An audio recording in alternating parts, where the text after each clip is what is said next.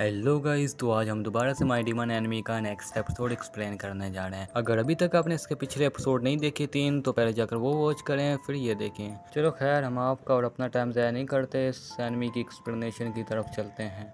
Let's go. तो guys, हम इस एपिसोड की स्टार्टिंग में देख पाते हैं कि केंतु अपनी मोम की गोद में सिर रख कर सो रहा था। तभी केंतु को ऐना की आवाज़ आती और जैसे ही केंतु अपनी आंखें खोलकर देखता है तो सामने ओरगा अपना ट्रक केंतु के ऊपर चढ़ाने वाला होता है। इसके बाद हम ओरगा को देख पाते हैं जो कि केंतु के ऊपर अपना ट्रक चढ़ा चुका था और ओरगा चेक कर रहा होता है, लेकिन केंतु बच जाता है क्योंकि लास्ट मोमेंट में ऐना जमीन से मिट्टी को स्टोर कर लेती है, जिससे ट्रक उनके ऊपर से निकल जाता है। और ये देखकर ओरगा और ज्यादा गुस्से में आ जाता है और वो दोबारा से केंतु पर ट्रक चलाने की कोशिश करता है, लेकिन तभी अन्ना उसके ऊपर अटैक कर देती है, जिससे ट्रक अपना संतुलन खो देता है। केंतु अन्ना को ट्रक से कूदने के लिए बोलता है, लेकिन उर्गा अन्ना को पकड़ लेता है, जिसमें अन्ना भी उर्गा के साथ खाई में गिरने लगती है। लेकिन बैरर ऐसा होने नहीं देना चाहता था। वो अन्ना और उर्गा दोनों को बचाने की कोशिश करता है, लेकिन उर्गा का एक हाथ नकली होने की वजह से वो टूट जाता है, जिसपे अन्ना तो बच जाती है, लेकिन उर्गा ट्रक के साथ ही नीचे खाई में गिर जाता है। बैरर अन्ना को केंतु को वापस कर देता है, लेकिन उर्गा को खोकर बैरन बहुत ही दुखी हो जाता है और वो वहाँ से कहीं और चला जाता है और केंतु भी ऐना को लेके वहाँ से निकल जाता है। केंतु वहाँ से जा रही होता है कि तभी केंतु को पीछे से किसी की आवाज आती है। केंतु पीछे मुड़कर देखता है तो वहाँ पर ट्रक ड्राइवर और उसका साथी होता है, जिसे देखकर केंतु काफी ज्यादा खुश हो जाता है और ड्राइवर केंतु से कहता है कि हम वापसी टोक्यो जा रहे हैं और तुम हमारे साथ ही आओगे और हम तुम्हें अकेला नहीं जाने दे सकते। जिसपे केंतु कहता है कि मैं अकेला तो नहीं हूँ, मेरे साथ अन्ना भी तो है। ये सुनकर ड्राइवर कहता है कि हमें पता था तुम नहीं आओगे और वो केंतु को एक बैग देता है जिसमें खाना और पानी होता है।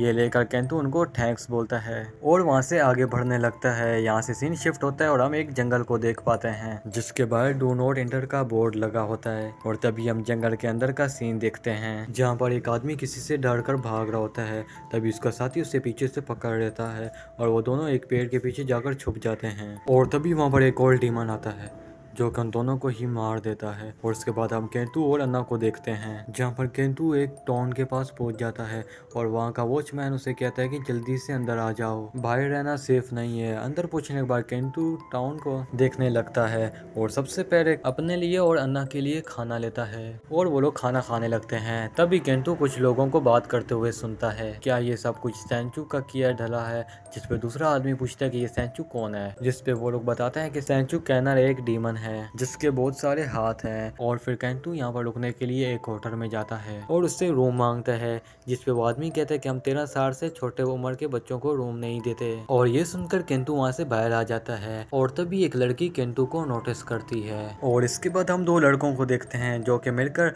दुकानदार का ध्यान भटका रहे होते हैं और उनका तीसरा साथी जो कि एक बच्ची होती है और वो वहाँ से सामान चुरा रही होती है, जिसपे दुकान का मालिक उस बच्ची को देख लेता है और वो लोग सामान चुराकर वहाँ से भाग जाते हैं और वो लोग भागते भागते जाके केंतु से टकराते हैं और तभी अन्ना उनका सारा सामान स्टोर कर लेती है और ये सब कुछ वही लड़की देख रही होती है और केंतु जाकर वो सारा सामान दुकानदार को ही वापस कर देता है। होटल में रूम ना मिलने की वजह से केंतु एक ब्रिज के नीचे जाकर सोने लगता है और तभी यहाँ पर वही लड़की आ जाती है और वो केंतु से कहती है कि तुम क्या यहीं पर सोने वाले हो? और केंतु डर जाता है। केंतु कहता है कि मुझे माफ कर दो, मैं यहाँ से कहीं और चला जाता हूँ। और तभी केंतु वहाँ से जाने लगता है और वो लड़की अपने डीमन को केंतु को रोकने के लिए कहती है, जिसपे वो केंतु और ऐना को चारों तरफ से घेर लेता है। जिसपे केंतु कहता है कि मैं तुम्हें ऐना को नहीं लेकर जाने दूंगा। जिसपे वो लड़की कहती है कि मैं ऐसा कुछ भी नहीं करने वाली और वो अपने डीमन को उनके पास से हटा देती है। वो केंतु को बताती है कि मेरा नाम है काइडीन और मेरे डीमन का नाम है इगुसो और वो एक शील्ड डीमन है। केंतु कहता है कि मेरा नाम है केंतु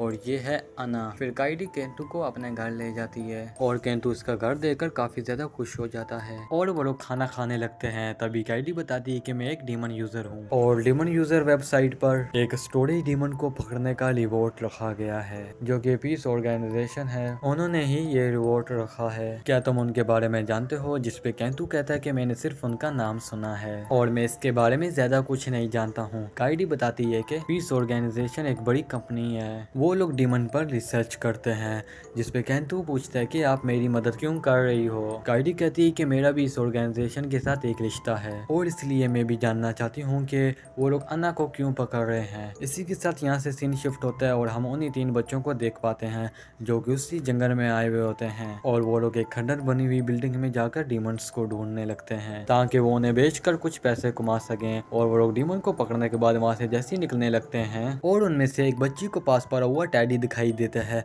और वो उससे लेने के लिए वहाँ चली जाती है। और तभी यहाँ पर सेंचू वही बहुत ज्यादा हाथों वाला डीमन आ जाता है और इसी के साथ गाइस हमारा ये एपिसोड भी यहाँ पर एंड हो जाता है।